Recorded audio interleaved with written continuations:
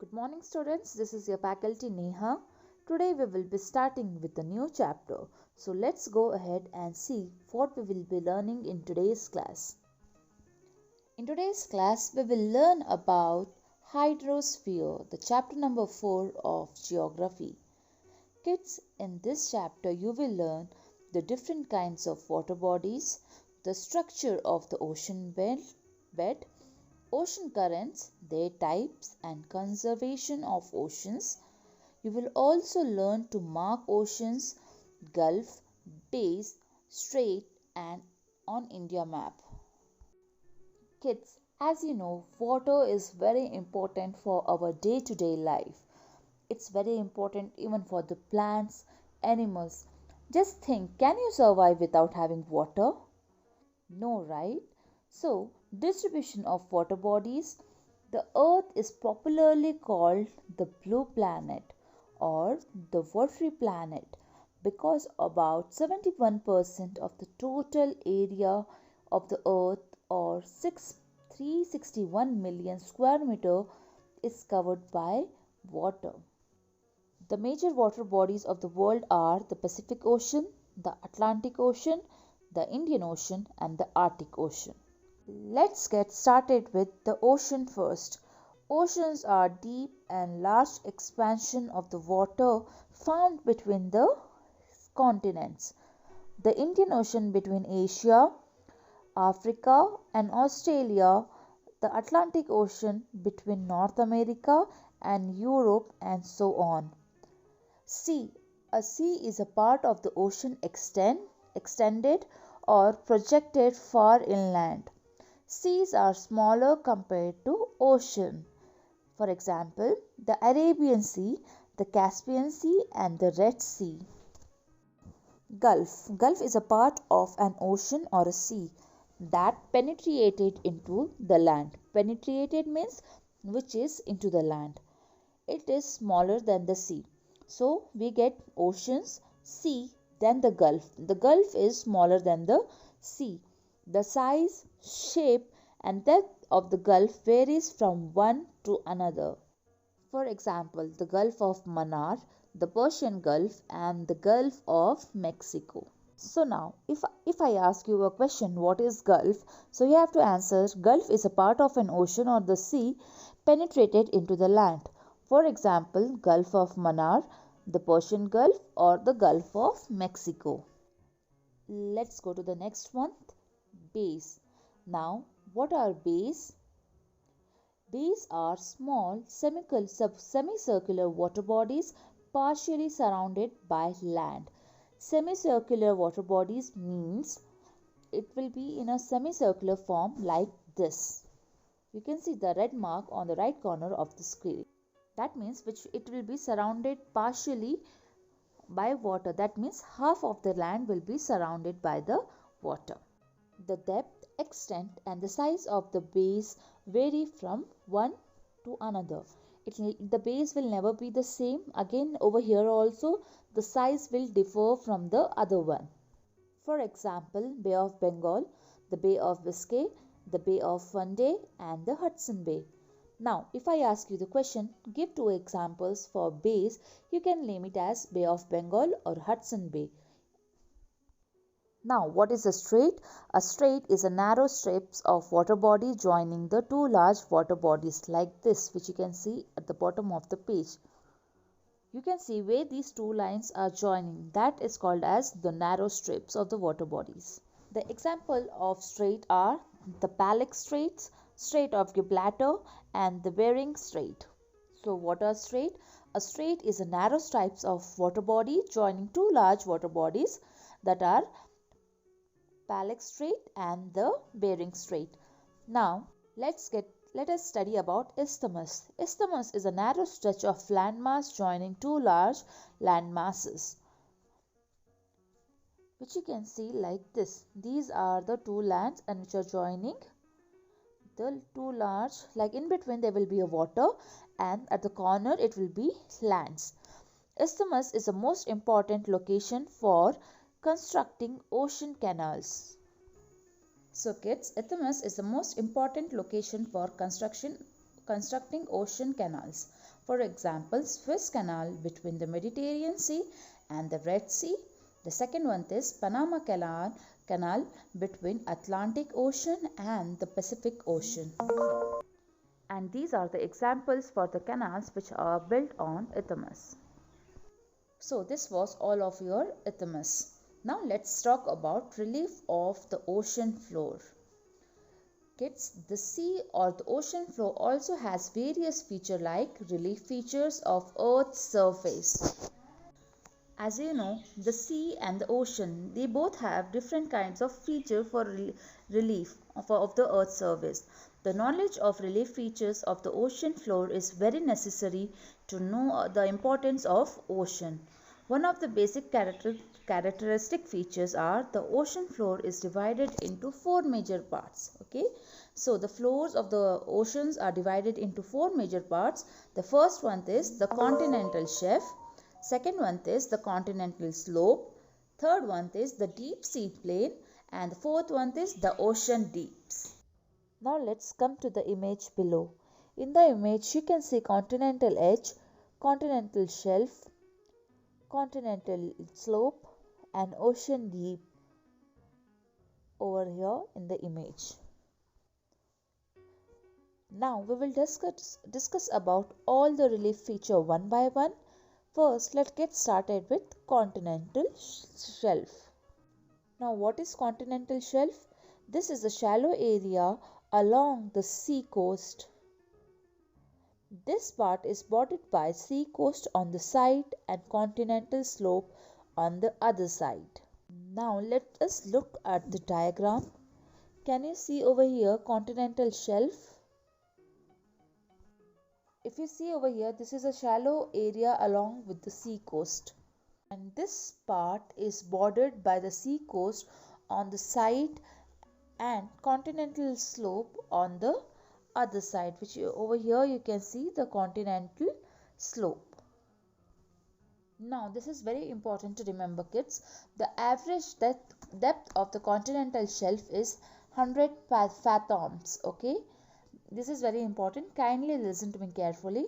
The average depth of continental shelf is 100 fathoms. 1 fathom is equal to 6 feet. The depth of the sea in this region gradually increase towards the continental slope. When we move towards the continental slope, the depth of the sea increases. The continental shelf is very important for fishing, aquaculture, navigation, extractions of minerals. Now, if I ask you a question, what are the importance of continental shelf? You have to write the continental shelf is very important for fishing, aquaculture, navigation and extractions of minerals. And for definition purpose, you have to write this is a shallow area along with the sea coast.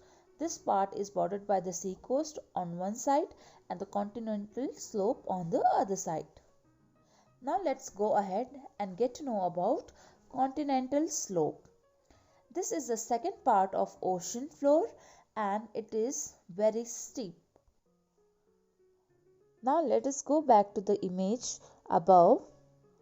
If you see over here, it's continental slope.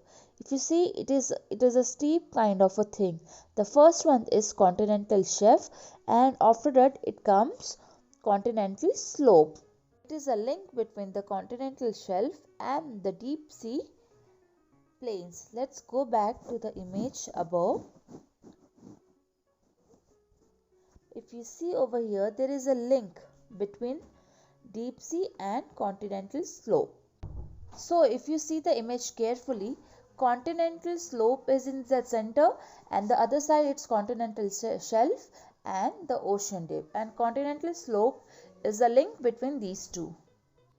Submarine canyons are a special feature in this region. So now what is continental slope? The continental slope is the second largest part of the ocean floor and it is very steep. Go for the deep sea plain. Kids, this is a vast plain found at the bottom of the sea floor. Okay, this is the vast plain found at the bottom of the sea floor. The deep sea plain is also known as abyssal plain. So what is the other name for deep sea plain? Deep sea plain, it is abyssal plain, and it is covered the largest area of the ocean floor. In this region, sea mounts and fjords are found. Now let's go to the next topic, the ocean deep. The ocean deeps are also called ocean trenches. These are the deepest part of the ocean. For example, Challenger Deep of Mariana Trench is in Pacific Ocean near Philippines Island is around 11,033 meters deep, and it is the deepest point of the ocean. The other trenches are Tonga Trench, Coral Trench in the Pacific Ocean. Now we will study about temperature and salinity of the ocean. About temperature, most of you already know. Temperature, sea or an ocean water temperature varies according to the latitudes and the depth of the ocean floor. The temperature of an ocean water near the equator is more than the temperature near the Arctic and Antarctic Circle. With the increase in the depth, temperature of the ocean water decreases. It is because the sunlight can penetrate into the ocean only up to the depth of 200 meters, because the sunlight can't reach into the depth, right? The sunlight also can reach to the certain height, so sunlight reaches only till 200 meters. Within this depth, various marine organisms are found in large number. Now let's go ahead and study about salinity. Now if I ask you for the definition of the salinity, you have to write salinity is the percentage of salt dissolved in the sea or ocean water. The average salinity of the ocean water is 35 ppt. ppt means parts per thousands, okay, or 35 grams per 1000 grams. The salinity of the ocean water is very high near the tropics and it is very low near the poles. Okay, the salinity of the ocean water is very high near the tropics and very low near the poles. At the equatorial region, the salinity is average due to high evaporation and precipitation. Now let's study about ocean currents. Kids, the ocean water has three types of movement. They are waves, currents, and tides. So, what are the movements of the ocean? The movements of the oceans are waves, currents, and tides. Ocean currents are the regular movement of the ocean water from one region to another region. Ocean currents are of two types, and the two types of currents are the warm currents and the cold current. So what are the two types of the ocean currents? It's warm current and cold currents. Warm current means these currents originate and flow from the equatorial region to subpolar regions, whereas cold currents, these currents originate in the polar regions and flow towards the equatorial region. What are the factors that influence ocean currents? There are the factors which influence ocean currents are rotation of the earth, temperature, wind, salinity, shape of the land masses, and etc. Now we will discuss about the currents of Pacific Ocean. First, it is North Pacific Ocean. In that is further divided into warm currents, northern equatorial current, Kuroshio, and the second one is cold currents, Olasio, California, and after that it comes South Pacific Ocean. Again over here we have two parts. One is warm currents, South Equatorial Current, and East Australian currents, and after that we have cold currents. Okay, now we have currents of Atlantic Oceans are, again when we go further we have North Atlantic Ocean. In that again we have warm currents, North Equatorial, which comes under North Equatorial Current, Gulf Stream and North Atlantic Drift. And we have cold currents. In that we have Labrador, Norwegian and Canary. After that we have South Atlantic Ocean. Same thing we have over here. We have warm currents and cold currents. Warm current has South Equatorial Current, Brazilian Current, and whereas cold current have Falkland Current. Now let us study about the current of Indian Ocean. What is the definition for that? The North Indian Ocean currents changes their direction seasonally following the monsoons.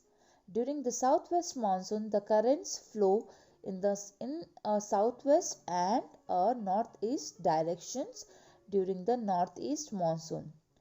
Okay, northeast monsoon. They flow in northeast to southwest directions. So in this para they have explained about the directions of the current of Indian Ocean. The South Indian Ocean currents are Mozambique, Madagascar and Aulas as warm currents and West Australian as a cold current. Let's go further and study about tides, types of tides, causes and uses of tides. Kids, tides are the periodic rise and falls in the sea or ocean level. They occur due to the gravitational attractions. Okay, the sea and the waves, if you see, it goes up and down. Okay, sea levels will be fluctuating. Okay, and they occur due to gravitational attraction by the moon, gravitational force by the sun, and rotation of the earth and centrifugal force of the earth. Types of tides. Tides are of two types: high tide, also known as flood tide, and low tide, which is also known as EBB tide. So there are two types of tide, that is high tide and low tide. On the water bodies of the earth there are alternate high tides and low tides. Between one high tide, a low tide is the time is of 6 hours 13 minutes. Okay, between high tide and another, the time gap is 12 hours and 26 minutes. Okay, 12 hours and 26 minutes. In 24 hours 52 minutes there are two high tides and two low tides. Okay, in 24 hours, or in that we get in 52 minutes, every 52 minutes there are two high tides and two low tides. There are two types of tides on the basis of positions of the moon and the sun. Spring tide. On the basis of the Spring position of tides the take moon, place again there are when the two types of earth, tides. the moon On and the the sun basis of the are position in of the the moon and the sun. Okay, same straight line. over here we That have to is consider new the moon position and of the full moon and moon. the sun. On the When basis the of that there are spring also two tides types of take tides: place, spring high tide tides and are the neap tide. highest What and is the low spring tide? tides are Spring the tide take place when the lowest. earth, moon and the sun Okay, are in the when a same straight earth, line. Okay, that when is your E, earth, moon and a and moon, the that sun, is M, all the and three will be in a sun. straight line, When then all that time these spring three tide are will in take the place. Okay, straight line, spring example: takes new moon place. and Okay, full when moon. the These are earth, the the examples moon of and spring the tide: new sun moon are and in the full same moon. straight line. During For example, new moon new day moon and full moon and day, full spring moon. tide will take When the place. spring When the tides spring take tide place, take place, high high tides tides are the are highest at and the low tides are highest the lowest. point During and the the peak, spring whereas tide, low when the tides spring tide are will at the take place, what will lowest. happen? Neap tide. Neap tides occur on the first quarter and the last quarter days in the phase of the moon. During neap tide, the sun and the earth are on the same straight line. Okay, sun, earth, they come on the same straight line. During neap tides, the sun and the earth are in the same straight line and the moon is in the right angle of the earth. If you see over here, the moon comes in the right angle of the earth. Okay, Now, what are the uses? they are directly Tides or are indirectly directly and useful indirectly to us. useful First one, to tides mankind help in following navigation for ways. big ship Tides during help high tides. navigation Tides for help big ships navigation during high for tide. big ship What during happens high during tides. in this So what is happens? navigation Navigation for of big big ship ship. means They navigation means provide the providing the route, direction or to you the can say big the ship. It direction for the it big help in ships navigation for big ship ships during during high the tides. high tide. Tides prevent some Second one extent the is tides freezing sea prevent or some ocean water extent in the the coast. It freezing also sea prevent the or ocean freezing water sea in or the ocean water, freezing the coast. sea or ocean water in the coast. Tides Okay, help to tides keep the help to keep the harbors harbor clean. clean. It helps to They fishing. also They help also in help to fishing. They generate also tidal help to energy. Okay, generate so these are 5 uses tidal of tides. energy. At least 4 uses you should So these remember, are the five that they help uses in of fishing, they tides. help to You have to generate remember tidal at least energy. 4 uses Okay, of the and you can remember they help to keep tides the harbor compulsorily. clean or Conservation of the ocean. Kids, conservation of the ocean is very important. Ocean help us in many ways. They are the habitat of millions of marine organisms. Considering the rate at which oceans are being contaminated, they may not remain what they should be in future. Are the important methods of conservation of ocean. Oil transportation should be done through pipelines. Nuclear waste should not be dumped into the sea or the ocean. Petrochemical industries in the coastal region must avoid dumping effluents into the sea or ocean. Dumping of any waste near the ports and the harbors must be controlled. Ore deposition and the mineral exploitation along the coast must be controlled. Exploitation and destruction of beaches must be controlled. That's all from this chapter. Thank you very much for paying attention. Have a great day ahead.